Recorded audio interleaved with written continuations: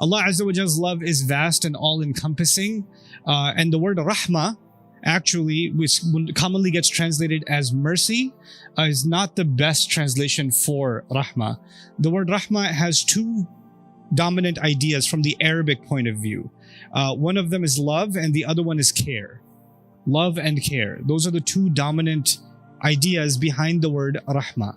So the word mercy is maybe a third level meaning, but not the first level meaning of the word. And if you haven't heard me talk about that before, I'll briefly mention why that's important to know.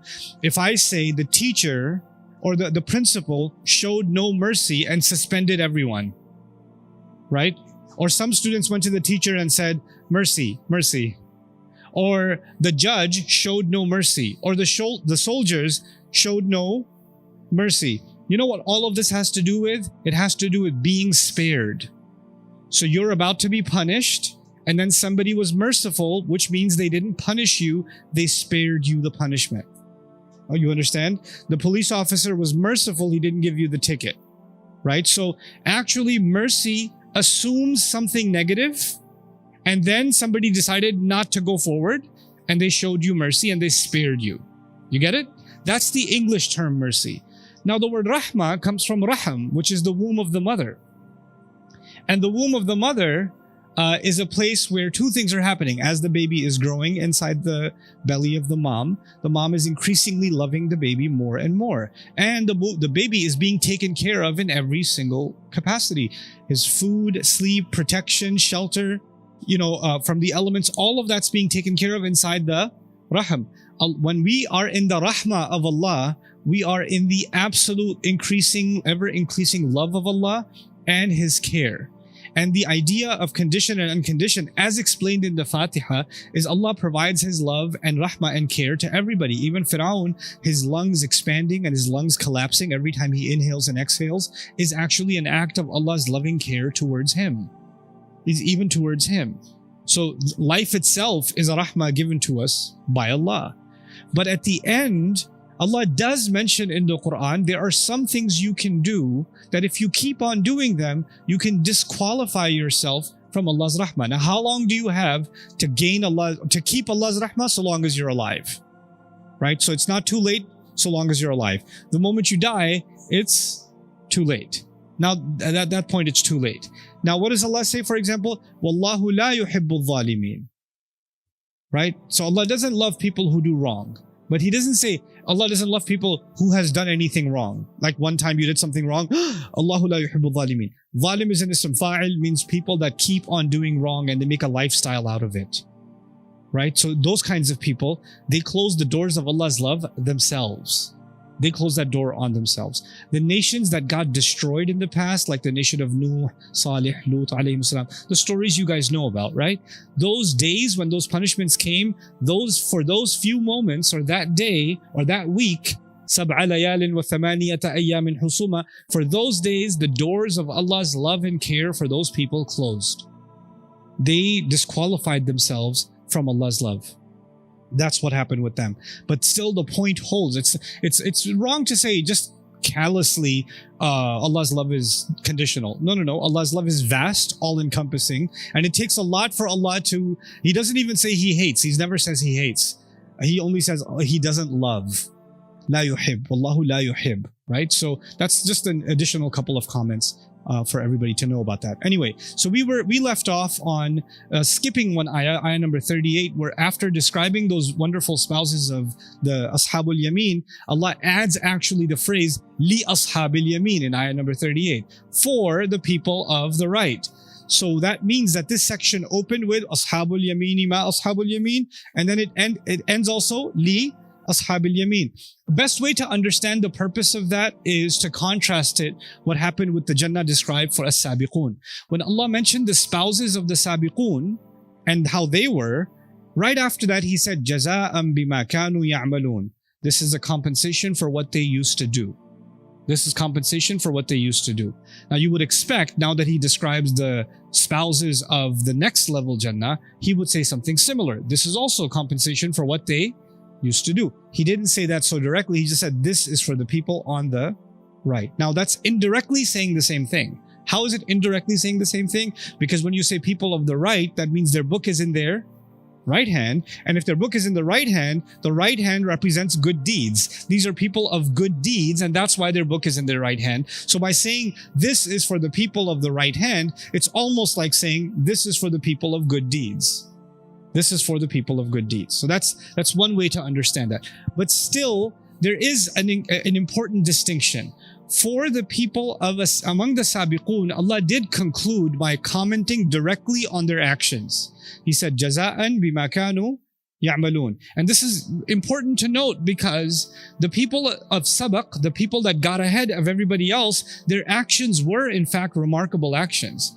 There are lots of good deeds, but then there are some super special, awesome good deeds that are above and beyond, a cut above the rest. And those have to be acknowledged especially. So they were acknowledged especially.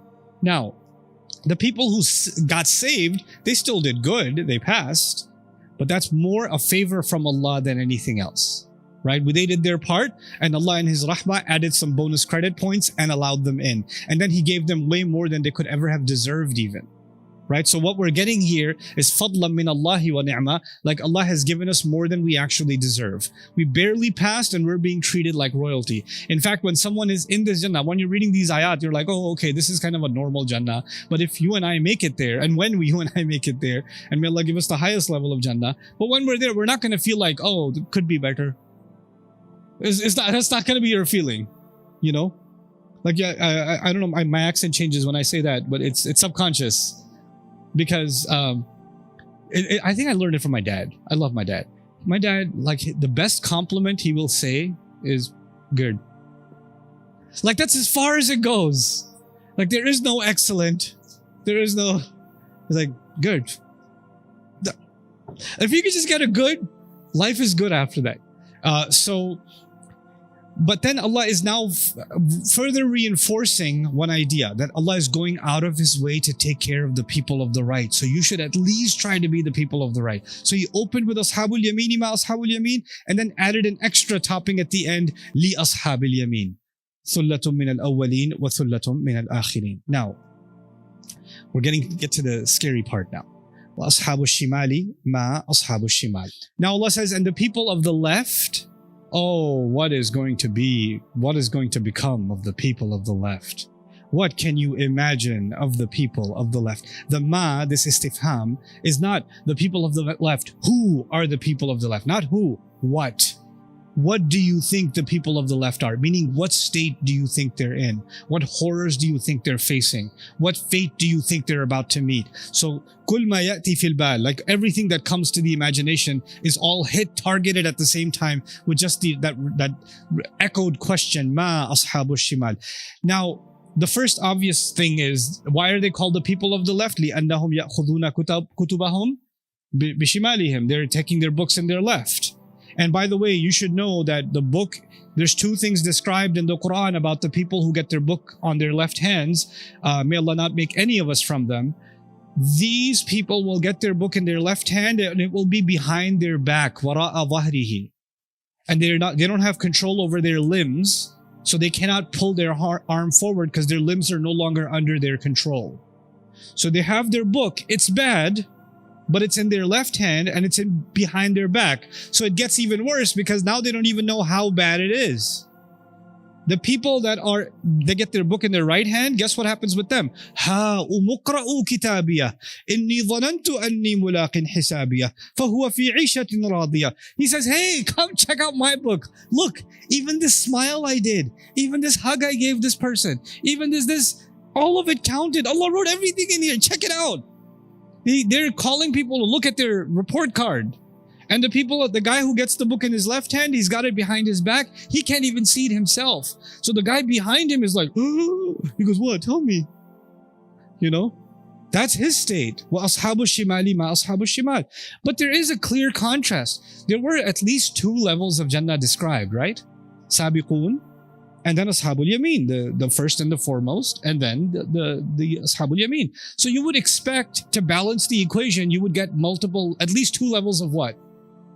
Jahannam also, just like there were for Jannah.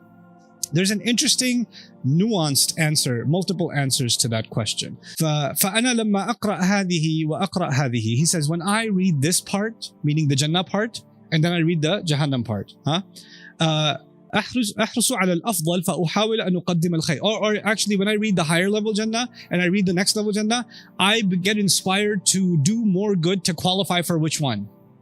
To the higher one, right? لكن الذي سيدخلهم جهنم. But however, the people who is going to enter into Jahannam, هو سيشتوي بمجرد دخولها لا مجال للتمايز. He says the person who Allah is going to put in the hellfire, whether he's in the lowest part of the hellfire or the upper part of the hellfire, they're going to burn anyway, right?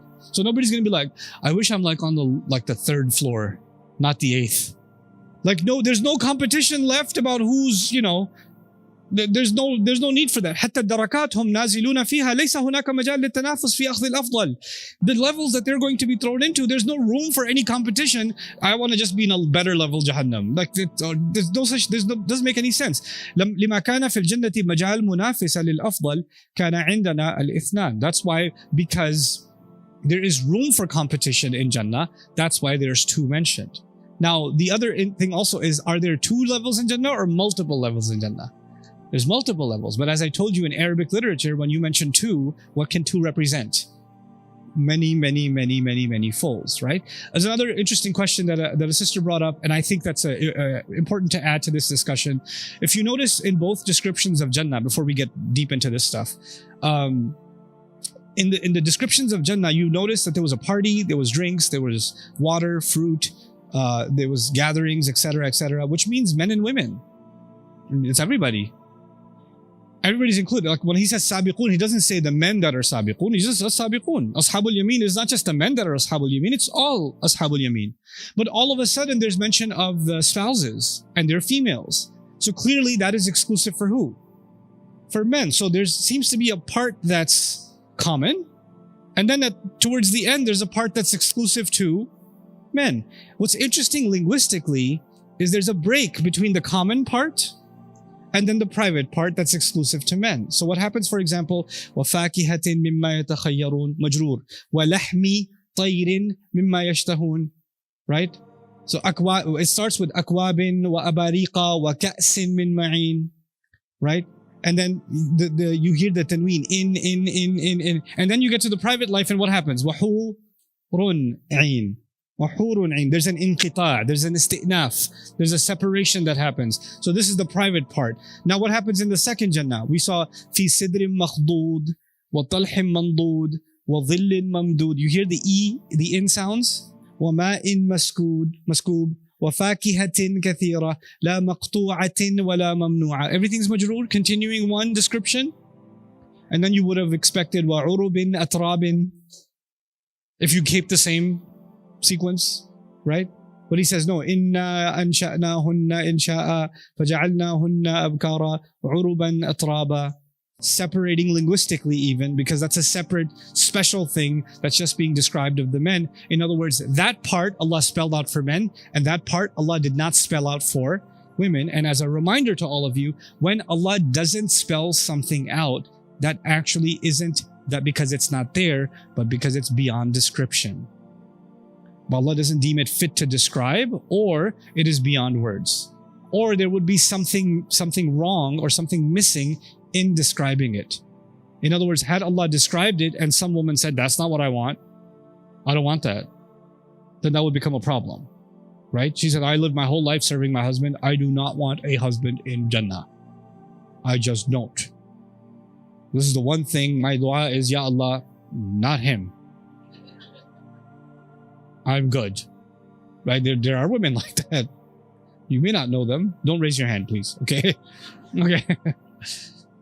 But coming back to the description of Jahannam, look, just like passing in school, some kid got a 52, some kid got a 65, some kid got a 75, some kid got a 90. Are there ranks? Yeah. But one kid got a 48. He failed. One kid got a 42. He also failed. One kid got a 35. He also failed. One kid got a 7. He also failed. Are there rankings among the failures? No, they all failed. Whether you got a 7 or a 47, you didn't pass.